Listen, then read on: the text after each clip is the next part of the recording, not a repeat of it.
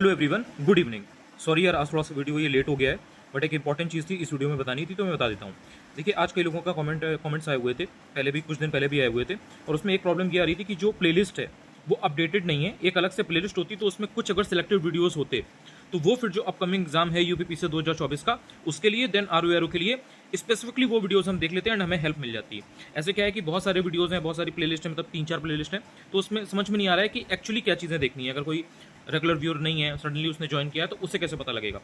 तो मैं ध्यान से आप सुनिएगा, मैं एक चीज़ आज रात में टाइम निकाल करके करने वाला हूँ, 2-3 घंटे में जितना भी टाइम लगेगा। तो मैं उसमें क्या करूँगा, एक मैं कुछ टाइटल डाल करके सिलेक्शन वाली वीडियोज़ या कुछ भी मैं टाइटल डाल दूंगा, बता दूंगा आपको टेलीग्राम पे, तो वो आप देख लेना।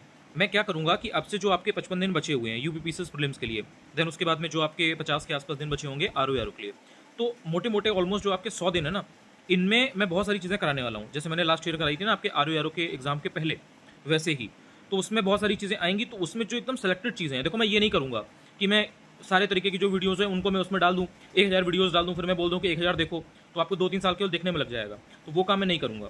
मैं क्या करूँगा, एकदम जो सिलेक्टेड वीडियोज़ हैं, जो आपको जो आपके एग्जाम आने वाले हैं उसमें तुरंत हेल्प करेंगे ना, वही सिलेक्ट करके डालूंगा। उनको देख लेना, उनको देखते रहना। अब उसमें करंट अफेयर्स भी हो सकता है, सब्जेक्ट स्पेसिफिक भी हो सकता है हिस्ट्री की भी चीज़ें बताऊँ, करंट अफेयर्स की भी चीज़ें बताऊँ, बजट इकोनॉमिक सर्वे भी बताऊँ। इसके अलावा एक और इंपॉर्टेंट चीज़ बता देता हूँ, वो भी काफ़ी कैंडिडेट्स का आया हुआ था डाउट। मिनरल का और एग्रीकल्चर का जो डेटा है, लेटेस्ट डेटा जो भी है, उसको कराने को बोला था। तो मैंने उनको बोला था कि वो मैं करा दूंगा। तो अब उसके रिगार्डिंग मेन चीज़ ये है कि देखो होता क्या है, एग्जाम के पहले तक कोई भी अगर लेटेस्ट चीज़ अपडेटेड होती है तो वो पढ़ के जानी होती है, बिकॉज कहीं ना कहीं 20-25 दिन पहले तक का जो होता है ना डेटा, वो इंपॉर्टेंट होता है। अब आपने 3 महीने 4 महीने पहले का पढ़ लिया, उसके बाद में जो लेटेस्ट उसके जो अनुमान आते हैं, जो एक होता है कि हाँ ये डेटा है, वो अगर आ गया तो फिर कहीं अगर वो एग्जाम में पूछ लिया गया तो फिर आपका वो तैयार नहीं होगा। तो इसलिए जनरली क्या होता है, ये सब डेटा थोड़ा सा बाद में पढ़ना चाहिए। एक चीज़ और होती है कि वो रटने वाली चीज़ें हैं, आपने उनको अगर 2-3 महीने पहले पढ़ भी लिया तो आप भूल जाओगे अगर आपने उसको बराबर रिवाइज नहीं किया। तो जो भी एग्रीकल्चर और मिनरल का लेटेस्ट डेटा होगा उसमें भी फिल्टर करके, ये नहीं कि मैंने आपको सारी जितनी कमोडिटीज हैं एग्रीकल्चर की सबका बता दिया। जितने मिनरल हैं, अगर मान लो 50 मिनरल होते हैं ना माइक्रो, मैंने 50 का 50 बता दिया, तो फिर फायदा क्या। वो तो फिर आप भी कर लेते, मतलब वो तो कोई भी कर लेगा ना। स्मार्ट वर्क मेंटर का मतलब ये है कि भाई मैं आपको अगर 50 चीज़ें हैं उसमें से 5 चीज़ें बता दूँ फिल्टर करके। अगर कोई चीज़ ज़्यादा इंपॉर्टेंट है तो उसके पीछे बता दो कि भाई ये क्यों इंपॉर्टेंट है या उसमें किस तरह से क्वेश्चन आ सकता है। तो एग्रीकल्चर की जो कमोडिटी हैं या जितने भी मिनरल्स हैं मेन जहाँ से क्वेश्चन आ सकते हैं, जिसकी माइंस पूछी जा सकती हैं, वो मैं आपको फिल्टर करके करा दूंगा। ठीक है, बजट इकोनॉमिक सर्वे में करा दूंगा, वो निश्चिंत रहो।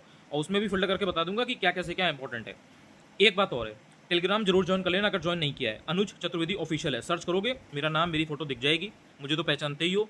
तो आप वहाँ पर जुड़ जाना, वहाँ पर मैं बहुत इंपॉर्टेंट चीज़ें डाल रहा हूँ, उनको पढ़ते रहो। मैं हर चीज़ नहीं डालूंगा वहाँ पर, समझो। जो चीज़ें डालूंगा ना वो एग्जाम के पॉइंट ऑफ व्यू से एकदम इंपॉर्टेंट है। 1-2 मिनट 4 मिनट निकाल करके उसको अगर ऐसे पढ़ लोगे ना, जैसे आप अपने फ्रेंड का व्हाट्सएप मैसेज पढ़ते हो या टेलीग्राम पर किसी की किसी से नॉर्मल चैट करते हो, वैसे अगर 2-5 मिनट में पढ़ लोगे ना, तो भी आपके दिमाग में सबकॉन्शियसली बहुत कुछ सीखते रहोगे। जैसे आप क्विज वगैरह लगाते हो ना टेलीग्राम पर, 10-15-20 क्वेश्चन आपने लगा लिए, उसी तरह से उस 5 मिनट में उसको देख लेना। मैं फालतू चीज़ कोई भी भेजूंगा ही नहीं, जो चीज़ भेजूंगा एकदम वो एग्जाम के पॉइंट ऑफ व्यू से इंपॉर्टेंट होगी।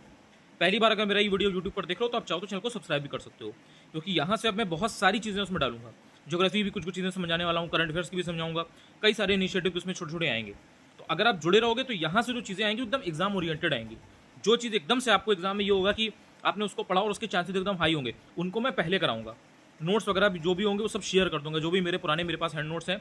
मेरे एक्चुअली काफ़ी नोट्स खो गए, तो जो मेरे पास बचे हैं, जो मुझे मिल गए, वो सब मैं स्कैन करके डाल दूंगा फ्री ऑफ कॉस्ट।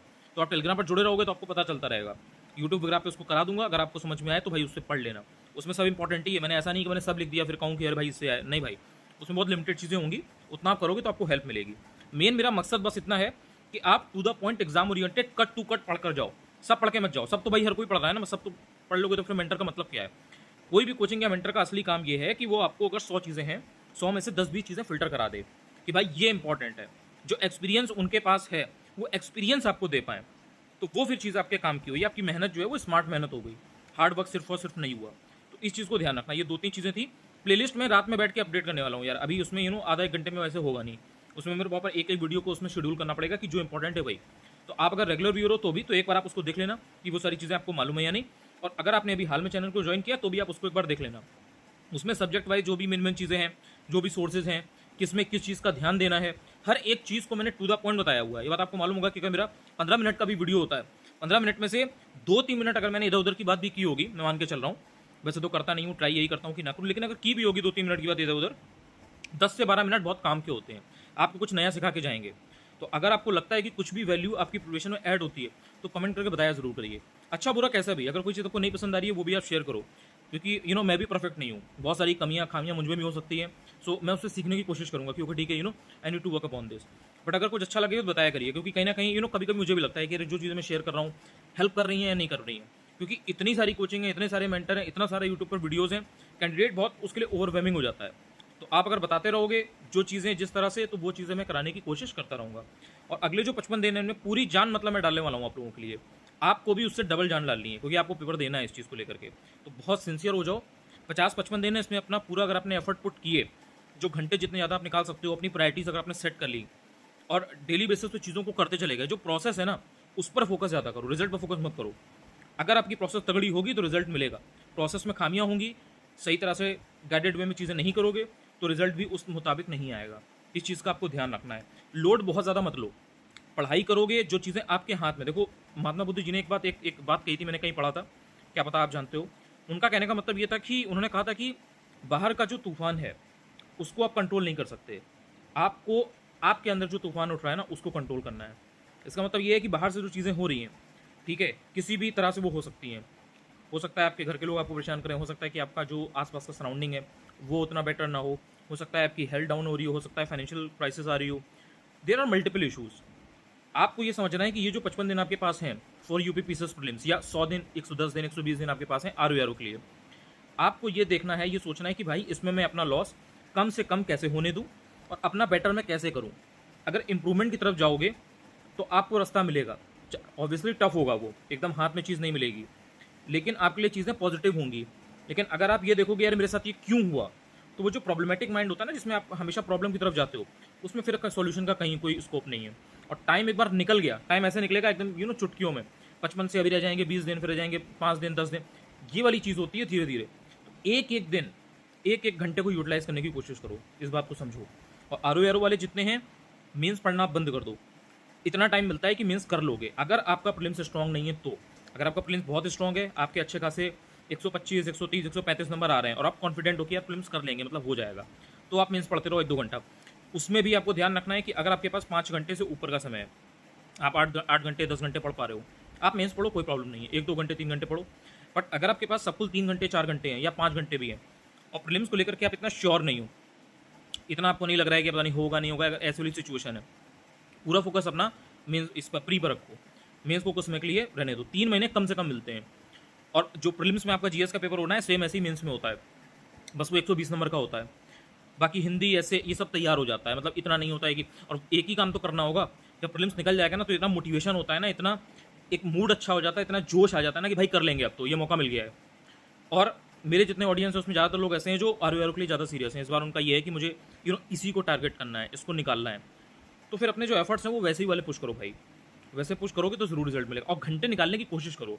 बहुत से लोग घंटे को इस चीज़ से मिस इंटरप्रेट करते हैं कि क्वालिटी स्टडी मतलब होता है, घंटों से मतलब नहीं होता है। भाई अगर क्वालिटी स्टडी भी कर रहे हो तो एक इंसान 4 घंटे मेहनत कर रहा है, एक इंसान 6 घंटे मेहनत कर रहा है, मेहनत दोनों कर रहे हैं कायदे से, मतलब सिंसियर हैं, तो फिर किसके चांसेस ज़्यादा हैं? ये तो मोटी बुद्धि की बात हो गई ना। तो आपको घंटे तो पुट करने ही पड़ने हैं। अब किसी के पास बिल्कुल टाइम नहीं है, लाइक अगर आप ऑक्यूपाइड हो कहीं, अदर आपके पास रिस्पॉन्सिबिलिटीज़ हैं घर की, या बहुत सारी चीज़ें होती हैं, तो फिर आपको ये देखना है कि जो मेरे पास टाइम है, लाइक अगर मेरे पास 3 घंटे हैं, 4 घंटे हैं, फिर इसमें मुझे 6 घंटे, 8 घंटे, 10 घंटे की पढ़ाई करनी है। और बहुत ज़्यादा कंपैरिजन को अपने मत देखो, मतलब बहुत ज़्यादा खुद को कंपेयर मत करो बाकी लोगों से।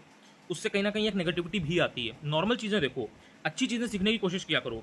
कॉम्पिटिटिव जो कॉम्पिटिशन है ना, उसको हेल्दी वे में लिया करो कि भाई वो 8 घंटे कर रहा है, मैं 4 घंटे कर रही हूँ, उनके पास 8 घंटे हैं, मेरे पास 4 ही घंटे हैं। तो ये मत देखो कि उनके पास 8 घंटे क्यों हैं, वो खाली बैठ के तैयारी कर रहे हैं, या उनकी सिचुएशंस बहुत अच्छी है। आप ये देखो ठीक है, मेरी सिचुएशंस खराब है, या मेरे पास इतना लेवरेज नहीं है कि मैं 8 घंटे कर पाऊँ, बट जो मेरे पास समय है उसको हम ईमानदारी से करेंगे। ऑनेस्टी तुम खुद के साथ अगर रखोगे, तुम टाइम निकाल ले जाओगे, और जो तुम्हारा टाइम होगा ना, वो तुम्हें 100% रिटर्न देगा, क्योंकि तुम्हें ये चीज़ पता रहेगी ना माइंड में कि अब मुझे टाइम वेस्ट नहीं करना है, टाइम वेस्ट नहीं करना है, टाइम वेस्ट नहीं करना है। आप जल्दी नहाओगे, जल्दी खाओगे, जल्दी नाश्ता करोगे, आप इधर उधर टाइम वेस्ट नहीं करोगे, फालतू में 1-1 घंटे वीडियो कॉल नहीं करोगे, फालतू में इधर उधर 2-2 घंटे चैटिंग नहीं करोगे, इधर उधर मिलने नहीं जाओगे 3-3, 4-4, 5-5, 6 घंटे, आप इधर उधर बहुत ज़्यादा घूमने के चक्कर में, ब्रेक के चक्कर में 2-2 दिन पढ़ाई अपनी बंद नहीं करोगे। तो ये सब जो छोटी छोटी चीज़ें ना, यही होती हैं जो एक बड़ा रिजल्ट लेकर के आती हैं। छोटे छोटे डिफरेंसेस हैं, और आप अगर खुद का टाइम जो है ना एनालाइज करोगे पूरे दिन का, तो आपको खुद आंसर मिल जाएगा। तो ये कुछ चीज़ें थी, एड्रेस करना ज़रूरी था।